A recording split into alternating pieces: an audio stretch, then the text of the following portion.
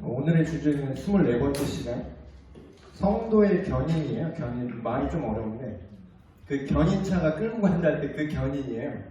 그러니까 끌고 간다는 거죠.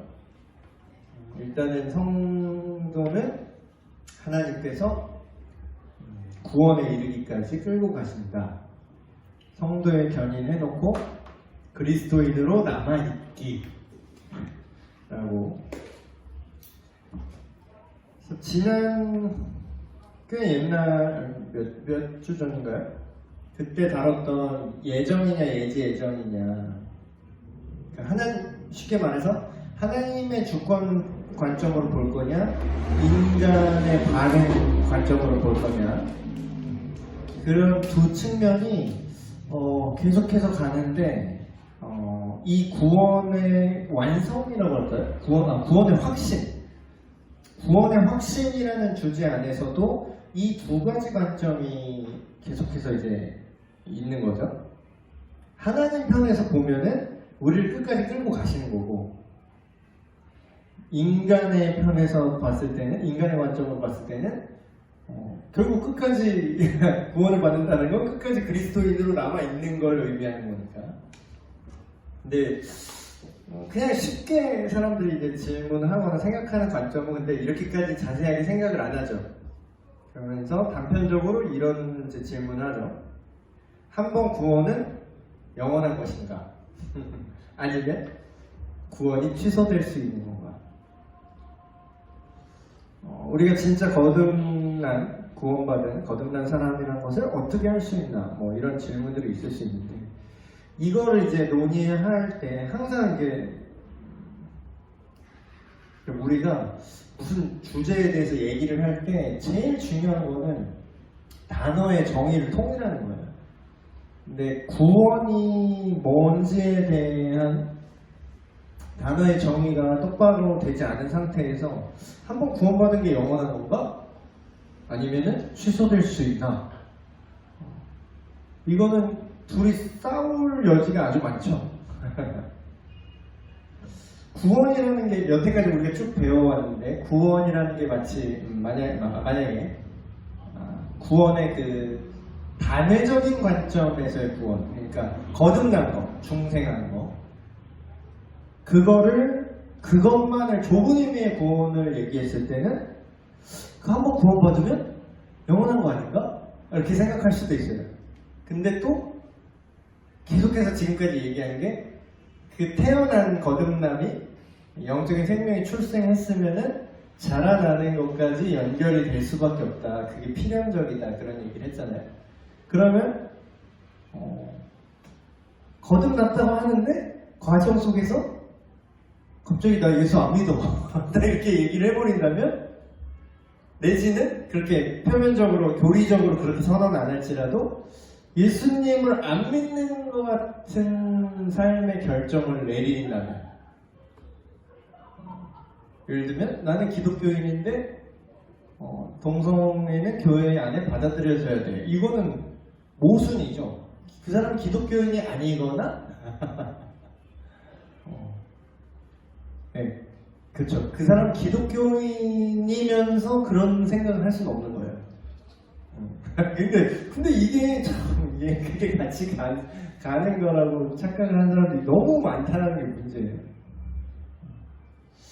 그래서 칼빈주의에서는 당연하게도 하나님의 주권 관점에서 보기 때문에 구원받은 사람이 절대 구원이 취소될 수가 없다라고 이제 당연히 그런 관점으로 보고, 그 알미니우스주의나 웨슬리안, 근데 웨슬리안은 좀 다른 것 같아요. 근데 사람들이 잘 이렇게 모르더라고.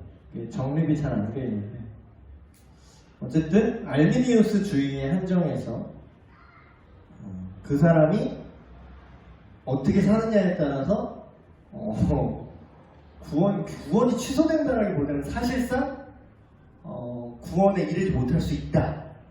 이렇게 이제 생각하는 것들이 있어요. 그래서 이게 되게 헷갈리잖아요. 근데 실질적인 거는, 이런 교리적인 거 다 빼더라도 실질적으로 볼 때 그런 사람 있죠. 내가 내가 지금 죽으면 천국 갈지 지옥 갈지 솔직히 모르겠어요. 이런 사람들이 있어요. 교회 오래 다니신 분들도. 그러면 그분은 내 구원이 그러면은 내가 지금 죽으면 좀 내가 천국 못 갈 것 같고 좀 더 뭔가 더 잘 살아야지.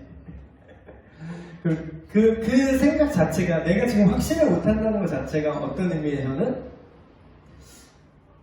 내가 좀 잘못을 저지르거나 어떤 뭔가 내가 죽기 전에 혹시나 예수님을 부인하지 않을까? 라는 어떤 자기를 신뢰할 수 없는 그런 감정이 있기 때문에 그런 애매한 상태가 실제로 존재하거든요. 그런 분들이 꽤 있어요. 근데 결론부터 말씀드리면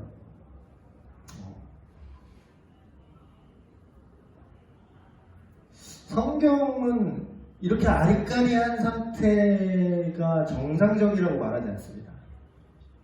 그러니까 성경은 너희가 예수 그리스도 안에 있으면 있는 거지. 잘 모르겠는데 나를 구원하셨을까 말까 이러면은 너 버림받은 자라고 뭐 이렇게 세게 말한다기보다는 너 스스로 점검해봐라 그런 의도로 그런 말을 하는 거죠. 한번 볼게요. 진정으로 거듭난 사람은 모두 마지막까지 인내할 것이다. 그래서 성도의 교리 안에서 칭의 우리가 배웠죠? 칭의가 일어나고 거듭남이 이르는데 거듭나면은 성화는 필연적이라고 제가 말씀드렸죠? 지난 시간에. 분리가 안 돼요. 그러면 계속해서 하는 얘기지만 결국 원래는 악한 나무였는데 우리 존재를 바꿔주신다 그래요. 우리가 선한 나무에 접붙임을 받았다. 뭐 그런 표현도 나오고 성경에. 그래서 결국은 어쨌든 우리가 선한 존재가 변화해야 된다. 계속 그러니까 기독교 진리는 행동의 개선을 말하는 게 아니라 존재의 변화를 말하는 겁니다. 그러니까 행동이 개선되지 않아도 좋다라고 기독교가 생각한다고 착각하는 분들이 많더라고요. 모 정치인도 그렇게 종교에 대한 자기 생각을 이렇게 말하면서 그런 얘기를 하더라고요. 그러니까 표면적으로 말하는 거예요, 기독교를. 천멋대로 살아놓고 죽기 전에 그냥 회심한다고 하면은 다 용서가 되고 그게 그래도 되는 거냐. 종교가 그러면 거의 자기 위안 아니냐 그렇게 얘기를 하더라고요. 근데 그분은 존재의 변화에 대해서 전혀 이해를 못하고 있는 거죠. 잘 모르시는 거죠. 그래서 예수님 말씀처럼 존재가 바뀌었다는 게 결국 뭐냐, 그 사람이 예를 들면 선한 나무가 됐다라는 거예요. 그럼 선한 나무는 당연히 선한 아웃풋이 나오게 되어 있다는 거예요. 그러니까 아다르고 어다르는 거죠. 너 똑바로 살아. 그러니까 교회 교육이, 저도 교회학교를 이렇게 담당하고 있지만 교회 교육이 되게 바뀌어야 되고 우리가 지향해야 되는 점은 뭐냐면요, 행동의 개선에 초점을 맞춰서는 안 돼요. 너 똑바로 해. 너 예배 똑바로 드려야지. 막 이렇게 똑바로 드리면 스티커 하나 주고 똑바로 안 드리면은 근데 이게 그러니까 물론 이게 나쁜 건 아니에요. 나쁜 건 아닌데 이거를 도구로 뭘 지향하느냐라는 거지. 그러니까 똑바로 드리는 게 도대체 뭔가. 근데 애들은요, 제가 애들 키워보니까 더 알게 된 게 몰라요. 그러니까 표면적인 것만 따라하는 거야. 그 본질을 이해를 못합니다. 그래서 왜 어쩌고저쩌고 막 이렇게 설명하지만 그거를 이해하는 게 아니라 애들은 자기가 이걸 했을 때, A라는 걸 했을 때 B라는 결과가 왔어. 이것만 기억을 해요. 그러면 B라는 결과가 내가 좋은 결과면 그 A를 계속 하는 거예요. B라는 결과를 얻기 위해서. 근데 B라는 결과가 뭔가 내가 싫은 거야. 뭘 못하게 하거나, 부모님이 뭘 못하게, A라는 행동을 했을 때 뭘 못하게 하거나, 나를 혼내거나, 때리거나, B라는 결과가 내가 원하는 게 아니야. 그러면 그거를 마치 진짜 동물 같아. 아직 사람이 덜 됐어. 그렇기 때문에 그런 이유로 A를 안 하는 거지, 이 존재가 바뀐 게 아니라는 거예요. 그래서 우리가 정말 시간을 들여서 그 스스로의 생각을 성찰할 수 있게 하는 좀 더 근본적인 그런 방향이 되게 중요하거든요. 근데 그거를 지금 다루진 않을 거예요. 지금은 그게 이미 됐다라는 상태의 이유를 전제하는 거기 때문에 그거는 존재가 바뀌는 거는 우리가 거듭남이랑 칭의에서 자녀됨에서 다 얘기를 했죠. 그 사건이 이미 벌어졌어요. 그러면 이게 취소되진 않는다는 거예요. 취소되지 않는다. 근데 이거를 처음에 저도 잘 이해가 안 됐어요. 이걸 자꾸 분리해서 생각하니까 그럼 이게 도덕 폐기론 아니야? 그러면 내가 이제 다른 당상이니까 그럼 내가 진상을 부려도 그러니까 우리가 자꾸 이게 믿음과 행위를 너무 이렇게 분리를 한 그 습관이 너무 오래된 것 같아. 교회에서 이렇게 그래서 우리가 선언적으로 알고 있는 교리랑 교회 안에서 실제로 우리가 대화하면서 교회 안에서 암묵적으로 느끼고 있는 교리의 그 갭이 꽤 크다라는 게 이런 점에서 느껴져요. 실제적으로는 이게 하나라는 생각을 잘 안 들죠. 보통은 그 앞에 밸런스가 있어요. 보통은 난 믿어. 삶의 밸런스가 거의 없습니다. 거의 없어요. 그러니까 이게 저는 되게 민망해요. 저는 되게 민망하고 되게 못 참는 스타일인데 누가 말도 잘 만들었네. 누가 만든지 까먹었는데 검색하면 나오겠죠? 그 방 안에 있는 코끼리라는 말 들어보셨나요? 방 안에 있는 코끼리? 이 방 안에 이렇게 넓다면 넓고 좁다면 좁고 이 방 안에 코끼리 한 마리가 정 가운데 있는 거예요. 그러면은 우리 지금 여기 우리가 이게 이 방 안에 같이 있잖아요. 그 코끼리랑 그러면 이걸 모를 수가 있나? 모를 수가 없는데 아무도 코끼리가 여기 있다고 얘기를 안 하는 거야. 아무도 그걸 얘기를 안 해. 그러면서 서로 불편해만 하고 있어. 이런 개념을 방 안에 코끼리라고 누가 이런 말을 했더라고요. 근데 그 말을 듣는 순간 너무 그 뉘앙스가 이해가 되는 거야. 뭔가 문제가 있다는 걸 뭔가 문제가 있다는 건 다 알아요. 근데 아무도 그거에 대해서 말을 안 하고 그거에 대해서 어떻게 해야 되지? 이런 걸 뭔가 아무도 액션 안 취하는 그런 상황을 빗대서 방 안에 있는 코끼리다 뭐 그렇게 얘기를 하거든요. 되게 뭔가 무섭죠 한편으로는. 근데 그럴 때 어떻게 그 방 안의 코끼리를 개선할 수 있느냐? 하나님 말씀으로 돌아가면 돼요. 그러니까 이거를 슬로건처럼 쓰니까 문제야. 말씀으로 돌아갑시다 하는데 말만 하고 안 돌아가. 그러니까 이거를 진짜 말 그대로 돌아가면 해결이 돼요. 자, 우리가 사실 이 교리 강좌를 계속 하면서 몇몇 분들이 이제 피드백 주시는 게 솔직히 처음 들어본 얘기도 있었다는 거야.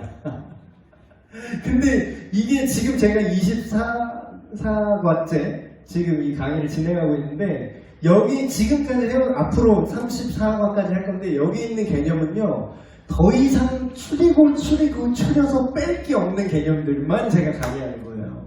정말 핵심. 근데 이거를 얘기하는데 처음 들어본 얘기도 있었다 이렇게 얘기하시는 거 보면은 우리가 말씀으로 돌아가잖아. 영어학교에 돌아가자 했는데 이게 얼마나 공수표를 날렸었나 우리가 다시금 이제 생각을 하게 되죠. 다시 말씀으로 돌아오면 말씀에 이런 내용이 있습니다. 내 양은 내 음성을 들으며 나는 그들을 알며 그들은 나를 따르느니라. 내가 그들에게 영생을 주노니 영원히 확증해 주세요. 예수님이 그 양들에 대해서 영원히 멸망하지 아니할 것이요.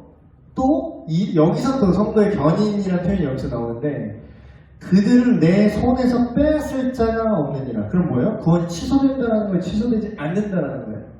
절대로 취소될 수 없다라는 뉘앙스로 지금 예수님께서 얘기하시죠. 그 취소될 수 없는 근거가 어디 있느냐? 그들을 나에게 주신 아버지는 만물보다 크심에 아무도 아버지 손에서 그들을 빼앗을 수 없다. 그러니까 하나님이 한번 구원하시기로 선택하시고 내 자녀로 삼으셨다면 그게 취소가 된다고요? 절대 취소가 안 될 뿐더러 취소시킬 수도 없다는 거예요. 그 누구도. 그래서 장로교 교리의 칼빈주의의 장점은 그런 겁니다. 하나님에 대한 신뢰, 하나님의 하심에 대한 어떤 주권에 대한 인정이 있기 때문에 이게 완전히 되게 뿌리를 박을 수 있어요. 그래서 저는 모든 신학의 출발이 개신교 신학의 베이스는 장로교가 맞다고 생각하고요. 여기서 출발하는 게 맞아요. 그래서 영원히 멸망하지 않는다는 표현을 쓰셨죠, 지금? 영원히 멸망하지 않는다는 건 결국 뭐냐? 영원한 생명을 얻는다는 건 동의어죠? 영원한 생명은 뭐냐? 정죄함이 없다. 정죄함이 없다는 건 제가 지난 시간에 얘기했듯이 유죄 판결을 받을 수가 없다는 거죠.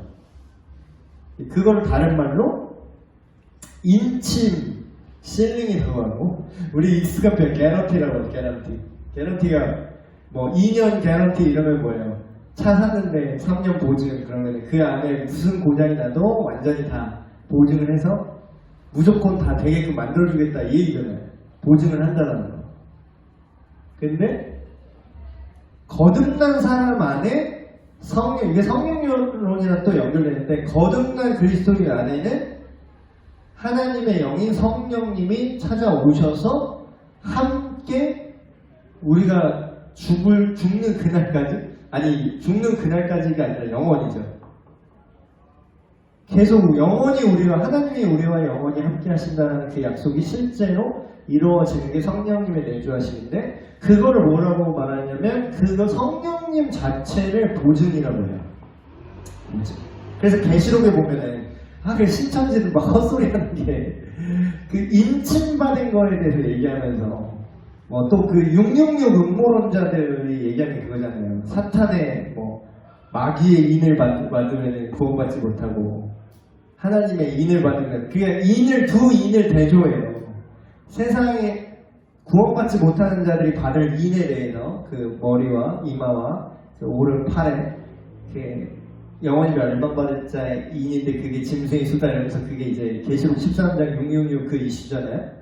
근데 그거와 대조하는 개념이 뭐냐면 하나님의 인 맞은 자들 표현이 나와요. 근데 그 인이 결국 뭐냐 이거지. 뭐 바코드야? 그게 뭐 칩이야? 그게 아니라 하나님의 인은 성령을 말합니다. 성령 하나님이 우리 안에 오신 게 그게 여기 쓰였잖아요. 약속이 성령으로 인치심을 받았다. 그게 우리에게 보증이 된다. 그럼 뭐예요? 한번 성령이 내주하시면 거듭난 그리스도 안에 성령이 내주하시면 그게 취소된다고요? 안 돼요. 그래서 성령 하나님을 모신 사람은 참된 거듭남을 경험한 자이기 때문에 영원한 생명을 얻은 것이다. 왜냐하면 이런 약속이 우리가 뭐 잘나고 못나고에 있는 게 아니에요. 만약 우리한테 있다면 되게 불안한 거겠지. 우리가 선행하면은 요새는 내가 성경도 좀 읽고 내가 전도 좀 하고 요새 좀 느낌 좋아. 요새 내가 좀 상하니까 그러면은 내가 보증되고 요새 성경도 안 읽고 찌질해지고 땅까지 죄짓고 몰래 도망다니고 그러면은 구원이 취소된다 하면은 얼마나 무섭겠어요. 근데 그게 아니라 약속의 근거가 어디 있다? 우리의 행동이 아니라 하나님의 신실함에 근거한다. 그런데 또 이것만 얘기하면은 그래 행동은 개판으로 가자 이게 불가능하다고 계속 얘기했죠. 성화 얘기하면서 계속 얘기했잖아요. 그러니까 이거를 우리가 분리하면 안 돼요. 이게 하나로 간다는 걸 우리가 계속 이해하고 우리 교회 안에서도 그냥 카더라 하는 교회 안에 카더라 통신 안에서도 이게 성경이 말하는 교리랑 일치해요. 자, 두 번째 측면 마지막까지 인내하는 사람이 진정으로 거듭난 자다. 그러니까 A랑 B랑 다 연결되는 게 인침받았다는 건 끝까지 보증되는데 그러니까 그게 되게 허구인 게 그거예요. 666이 왜 허구냐면 그 사람들은 그 음모론자들은 어떻게 얘기하냐면 구원이 취소될 수 있다고 말하는 거잖아요. 근데 취소되는 기준이 뭐냐? 여기에 뭘 받고 안 받고가 구원이 취소되는 기준이란 말이야. 그 사람들한테. 그 666이라는 게 도대체 뭐가 됐든 간에. 그 사람들은 뭐 실제로 뭐 물리적으로 이만한 판을 받는 바코드인지 뭐 RFID 신원 뭐 칩인지 뭔지 그게 뭐 새로운 테크놀로지든지 옛날에는 그게 신용카드였습니다. 이게 시대마다 바뀌어요. 진짜 옛날에는 이 666이 신용카드라고 했어요. 그 다음에 바코드가 그랬다가 그 다음에는 지금 RFID 그거 아시죠? 그 하이패스 지나갈 때 그냥 찍혀서 딱 라디오 프리퀀시 어쩌고 아이덴티피케이션 어쩌고 정확한 약자는 모르겠는데 그거를 여기다 뭐 싸낼 만한 칩이 있대요. 그런 거를 여기다 심을 거다. 그게 계속 바뀌는 거예요. 그때마다 666은 계속 바뀌는 거예요. 그때 옛날에 그럼 신용카드 받으면 지옥 가고 바코드 찍으면 지옥 가고 그 구원의 조건이 계속 바뀌는 거네요. 그러면 시대에 따라. 그거는 이단적인 생각이에요. 근데 구원의 조건은 예나 지금이나 영원토록 유일한 조건이 뭐예요? 예수를 주님으로 인정하는가. 그분의 십자가 사역을 믿음으로 받아들이고 참된 회개를 했는가 아닌가. 예수를 인정하는가 예수를 부인하는가. 되게 심플해요. 심지어 시편에도 있어요. 그 아들에게 입맞추라. 그러지 않으면은 아버지 하나님의 진노하심이 클 것이다. 시편 2편인가에도 얘기하고 있어요. 그러니까 구원의 조건을 진짜 정말 극한으로 압축하면은 예수가 있냐 없냐. 그런 거예요. RFID 칩을 받던 뭘 받던 앞으로 뭐 가상 현실이 오던 테크놀로지가 아무리 발전하든 상관없이 구원이 취소되는 유일한 조건은 뭐다? 예수를 부인하면 그러니까 구원이 취소된다고 느끼는 거지. 사실 취소되는 게 아니야. 원래 구원받은 적이 없는 거야. 그러니까 마지막까지 인내한다는 게 결국은 뭐예요?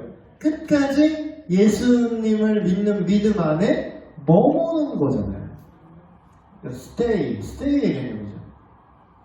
이게 되게 약해요. 이게 약하다고, 이 개념이. 근데 뭐 미국 교회도 마찬가지더라고요. 내가 막 영접기도나 했다고. 빌리그레암 부흥집회 스타일로. 자 이제 예수님을 주님으로 영접하실 분들 손을 들어보세요. 앞으로 나오세요. 강단 앞으로 나오세요. 물론 그 안에서 진짜로 회심이 일어날 수도 있겠죠. 그러나 그냥 분위기에 취해서 그럴래요 하고 손 들고 나왔다고 나 구원받았다 이거야. 근데 아웃풋이 이상해. 동성애도 좋다고 막 그래. 그거를 아니 내가 믿는 예수님이랑 네가 믿는 예수님이랑 분명히 둘 중에 하나는 다른 예수를 믿는 게 확실한데 그러잖아요. 아니 진짜잖아. 그게 같은 예수일 수가 없잖아요. 제가 농담삼아 우리 아들한테 가짜 아빠가 왔을 때 구분법 막 그러면서 아빠가 좋아하는 토마토가 여기 있어. 그러면 진짜 아빠는 저리 치워. 진짜 아빠는 토마토를 좋아하지 않기 때문에. 진짜 예수님은 동성애자, LGBT, 퀴어든 뭐든 그런 사람들이 돌아오길 원하시고 그 사람들을 존재로 사랑하시고 그 존재와 영혼을 사랑하셔서 돌아오길 원하시지만 내가 아는 예수님, 성경이 말하는 진짜 예수님은 그 죄 자체는 혐오하시는 게 확실해요. 계속해서 끝까지 인내하는 개념. 우리의 믿음과 상관없이 우리를 자동으로 보호한다? 그게 아니에요. 우리의 믿음과 삶이 분리가 안 되는 거예요. 자꾸 이렇게 분리가 되는 개념으로 우리가 계속해서 근데 교리를 배울 때 저는 신학생들이 교리를 배울 때 경험이 없잖아요. 신학생들이 처음 이렇게 교리를 배우면. 그래서 교리를 배울 때는 이거를 나눠서 배우잖아요. 지금 여러분이 배운 것처럼 칭이 먼저 배우고 성화 따로 배우잖아요. 그러니까 이게 학문적으로 나눠서 개념적으로 나눠서 가르친 거지 이게 분리가 되는 건 아닌데 그러니까 경험 없는 신학생들이 이거를 따로따로 배워서 마치 따로 있는 것처럼 착각을 하는 것도 있는 것 같아요. 근데 저는요 이제 교회에서 이렇게 네. 성경 공부하는 걸 많이 참석했었거든요. 그런데 이제 처음에 배울 때는 지금 목사님 얘기하신 것처럼 이렇게 분리돼서 생각을 했었는데 계속 공부를 하다 보니까 이제 지금 말씀하신 게 이해가 되면서 이제 그렇게 되는 것 같아요. 그거 생각하고서 성경을 다시 보니까 네. 다 이어지죠. 또 네네네. 따로따로 얘기하는 것 같은데 이게 이거다 이게 동의어처럼 막 치원해서 얘기해요 성경에서. 어찌됐든지 간에 그 성경 공부를 좀 성도님들이 계속 말씀을 들어야 되고 네. 칭이라는 그런 말씀도 네. 그 단어도 성경 공부할 때 항상 네. 듣잖아요. 예. 많이 들었는데 이게 뭔가 이렇게 깨어지지 않는다고 해야 되나? 예, 그렇죠. 입술이 깨어지지 않은 상태. 그래서 개별 개념인데 이게 이 전체에서 어떤 위치를 갖고 어떻게 연결되는지가 전체 이렇게 복합적인 건데 네. 이렇게 분리돼서 생각을 하는 거예요. 그래서 차라리 이렇게 쭉 1년을 쭉 배우셔야 돼요. 이렇게 따로따로 잠깐씩 배우면은 이 개념이 조각조각 들어가서 예를 들어서 칭의만 배우고 성어 안 배웠어.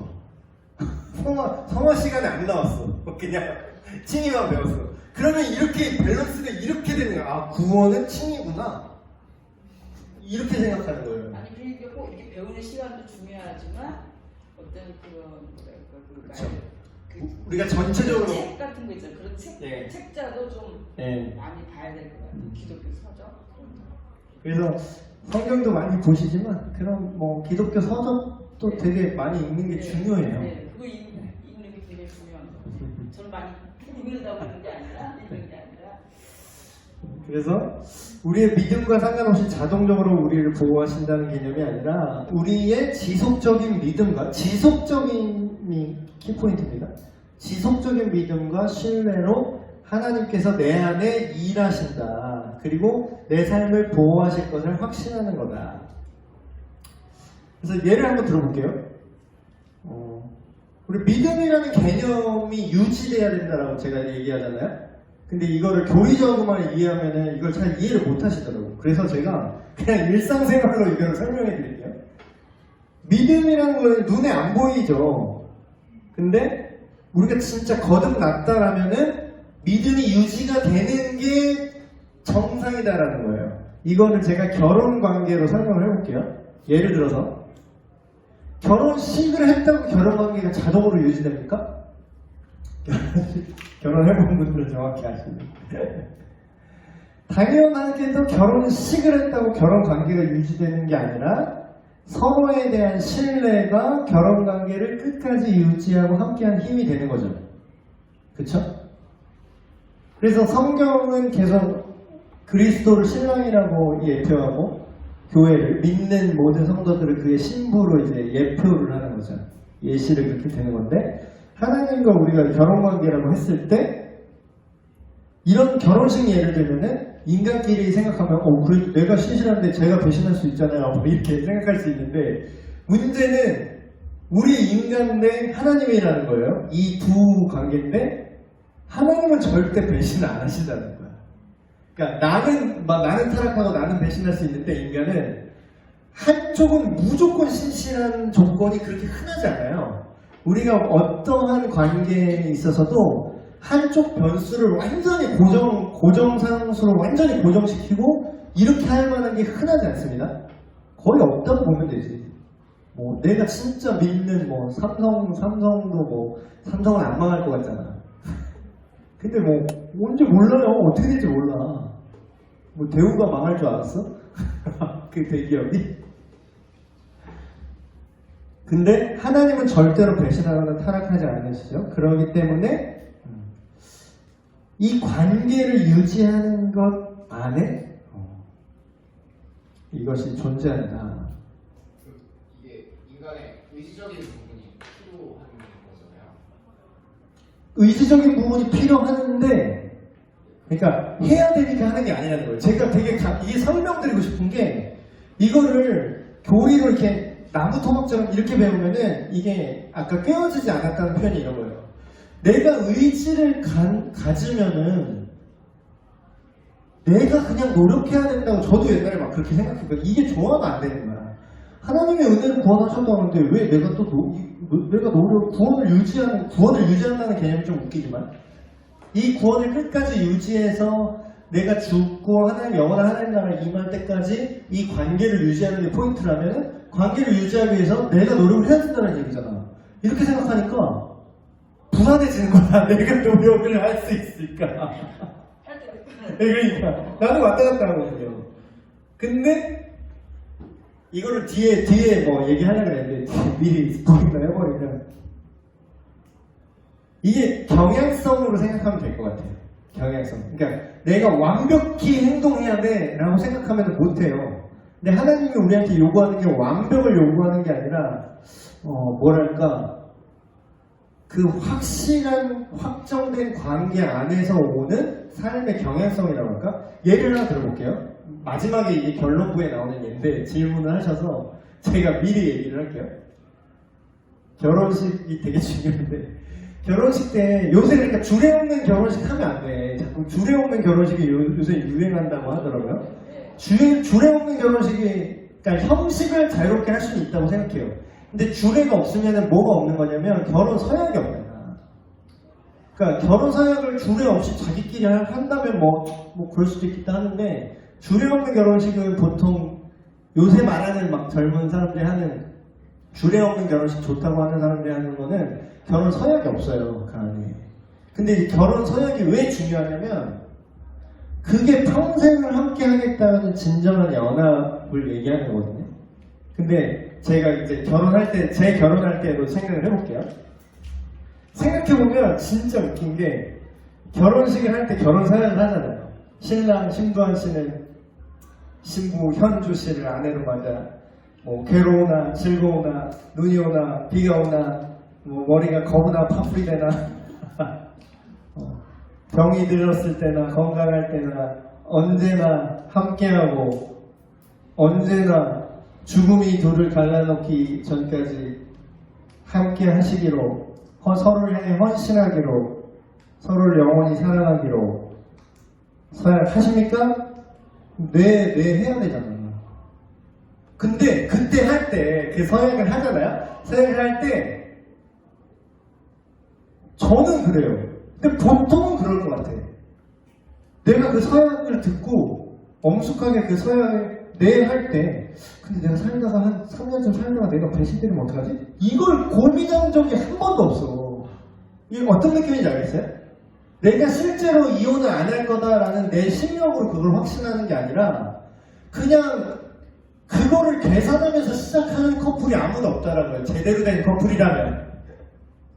제대로 결혼을 하는 거라면 그 결혼이 정말 제대로 된 관계 안에서 결혼식만 하는 게 아니라 진짜 서로를 향한 사랑과 완전한 연합이라면 이걸 거듭남으로 상징해 볼게요. 진짜 하나님과 하나님의 백성, 신랑 되신 그리스도와 신부된 그의 교회가 연합되는 이 결혼, 개인의 거듭남이 진짜라면 그 거듭남이 진짜였다면 그 안에서 내가 계속해서 주님과 함께 가겠습니다 라는 그 자세를 내가 의심하지 않는다라는 거야. 그걸 부담스러워하지 않는다라는 거야. 내가 지금 예수 믿는데 막 어메이징 그레이스 막 찬양했어. 진짜 막 너무 감사하고 나 같은 죄인을 구원하신 하나님이 너무나 놀랍고 너무 감사합니다 하고 구원의 감격에 막 울고 있는 사람이 근데 내가 나중에 배신하면 어떡하지? 이거 걱정하는 사람 없다라는 거예요. 무슨 말인지 알겠어요? 근데 신기하게 이걸 분리해서 생각하잖아요? 그러면 걱정이 돼. 왜냐면 관념적으로 생각을 하기 때문에 그래요. 관념이라는 건 결국 뭐예요? 만약에 이걸 계속 상상하게 만드는 게 관념이라는 거지. 근데 정상적인 결혼 생활을 하는 정신머리가 제대로 박혀있는 사람이라면 결혼 생활할 때 그 순간에 만약에 얘가 나를 배신하면 어떡하지? 이런 생각 안 한다고요. 그러니까 내가 이거를 생각하니까 이게 연결이 되더라고. 그래서 정말로 거듭난 사람은 끝까지 마지막까지 인내하게 되는 거구나. 약간 결론 결론적으로만 보는 걸 수도 있는데, 그래서 참된 믿음을 가진 증거는 뭐다? 바로 예수님의 말씀에 지속적으로 함께하는 것. 그러니까 예수님이 이런 말씀 하셨잖아요. 자기를 믿은 유대인들에게 이르시는 맥락이에요. 우리가 맨날 연세대학교 그 슬로건으로 쓰잖아요. 진리를 알지 진리가 너를 자유케 하리라고 이렇게 얘기하는데, 근데 앞뒤 맥락 싹 빼고 그것만 얘기하면 말이 안 돼. 그 맥락이 어디서 나왔냐면 예수님이 자기를 믿든 유대인들한테 하시는 말씀이에요. 너희가 내 말에 거하면 stay 머무는 거예요. 지금 잠깐 믿고 아우 좋아요, 목사님 말씀 좋아요, 아우 예수님 느낌 있네요, 예수님 참 도덕적 성인 군자시구나, 예수님 나한테 이게 이득을 주셨네, 나한테 오병이로 나한테 사업이 좀 잘 풀리게 하셨네, 기도했더니 복을 주셨네. 잠깐 기적 맛보고 끝나는 게 아니라 내 말에, 예수님의 가치관에, 예수님의 정체성에, 예수님의 말씀 안에 stay, 계속 머무는, 결혼하는 거야. 결혼 생활, 연애하는 게 아니라 같이 사는 거. 그러면 그렇게 stay하면, 머무면 뭐가 된다고요? 참으로 내 제자가 된다는 거예요. 제자는 뭡니까? 스승을 닮아가고 복제하는 거잖아요. 스승만 하면 잘하는 거잖아요. 그 제자가 될 때 진리를 알게 된다는 거예요. 그 진리가 너희를 자유롭게 할 거라는 거예요. 네 마음대로 하고 싶은 자유, 돈 많아서 떵떵거리는 자유, 갑질하는 자유 말고, 진리가 너희를 자유롭게 하는데 어디로부터 죄로부터 자유롭게 한다는 거예요. 죄로부터. 죄가 너를 노예 삼고, 돈이 아무리 많으면 뭐합니까? 겁나 예쁘면 뭐합니까? 인기가 많으면 뭐합니까? 허무하잖아요. 다 죽잖아요. 자살하고. 그분을 비하하는 게 아니라 모든 인간의, 하나님 없는 모든 인간의 절망이 그 안에 나타나잖아요. 자유롭습니까? 그러니까 예수님 안에 머무는 것이 끝까지 견디는 자가 진정한 거듭난 자다. 내 이름으로 말미암아 핍박을 당할 걸 얘기하죠. 모든 사람에게 미움을 받을 것이나 끝까지 견디는 자는 구원을 얻으리라. 그러니까 제가 얘기했잖아요. 전에 순교하기 직전에 너 예수 믿으면 죽여버린다 막 이렇게 극단적 상황 왔을 때 잠깐 뻥치고 그냥 안 믿을게요 다시 믿으면 안 되나? 근데 믿음이 이렇게 손바닥 뒤집듯이 되는 게 아니라는 거예요. 믿고 싶다고 지금이야 믿어지고, 지금 잠깐 믿음 취소했다가 나중에 다시 믿어야지, 그렇게 되는 게 아니라니까요. 그러니까 마치 그런 것처럼 생각하니까 그 모 정치인이 기독교는 너무 이상하다라고 이렇게 착각을 하는 거지. 그게 자기가 믿고 싶다고 사는 동안 개파치다가 죽기 직전에 얍삽하게 난 믿고 다 용서받았습니다 이렇게 정신승리 하는 게 아니라, 그게 될 수가 없어요. 그게 불가능해요. 그래서 교회에서 활동하고 그리스도 안에서 믿음을 고백하고 세례를 받은 사람도 너무 슬프지만 참된 믿음이 없을 수 있죠. 근데 이제 이런 서로를 불편하게 일부러 굳이 얘기할 필요는 없잖아요. 그러니까 코끼리가 여기 있는 건데. 그러니까 이거를 직접 말할 때는 되게 부담스럽죠. 그걸 어느 목회자가 성도들 이렇게 있는데 막 잠깐 저랑 상담 좀 할까요? 불러가고 당신 거듭나지 않은 것 같은데요. 어느 사람이 이렇게 할 수가 있어. 이게 사실 되게 힘든 일이에요. 이거는. 그러니까 말씀으로 이렇게 나누는 수밖에 없죠. 그러니까 각자 자기가 말씀에 비춰보면은 콕 집어서 누구한테 이러는 게 아니라 그냥 이렇게 말씀을 나누다 보면은 자기가 기면 기고 아니면 아니라는 걸 자기 스스로 찔려서 알게 돼서 다시 참된 회심을 하게 되는, 그게 가장 아름다운 모습이겠죠? 그래서 바울도 그렇게 생각을 했습니다. 참된 믿음을 가진 사람은 중간에 예수 그리스도를 믿는 믿음 안에서 떨어져 나갈 수가 없다라고 확신을 했어요. 이제 뭐 오늘날에는 막 그런 거죠. 교회가 좀 되게 여러 개 있잖아요. 교회가. 그래서 교회를 떠난 이 시대에는 바울의 시대 때는 교회를 떠난다는 것 곧 구원을 잃어버린다는 것과 동의어였어요. 왜냐하면 이 지역에 교회가 하나밖에 없었기 때문에 교회 공동체를 떠난다? 교회를 떠났다? 그러면 그리스도를 떠난 거랑 동의어였어요, 이 당시에. 근데 이제 오늘날에는 조금 다르죠. 현대적으로 이걸 좀 생각을 하면 우리 교회를 떠나도 다른 교회를 갈 수는 있으니까. 근데 어느 교회든 근데 그렇다고 해서 무교회주의가 뭐 지지를 받을 수 있느냐? 공동체를 떠나는 거는 물론 이제 구원 자체가 취소된다. 카톨릭은 막 그렇게까지 얘기해요. 거기는 그 교회 건물 안에 구원이 있다고 이제 생각을 하시기 때문에. 그래서 가장 큰 진리가 그거잖아요. 교회에서 명부에서 지어버리는 거, 파문이라고 하죠. 근데 우리는 그런 개념은 아닌데, 내가 그것도 마찬가지인 것 같아요.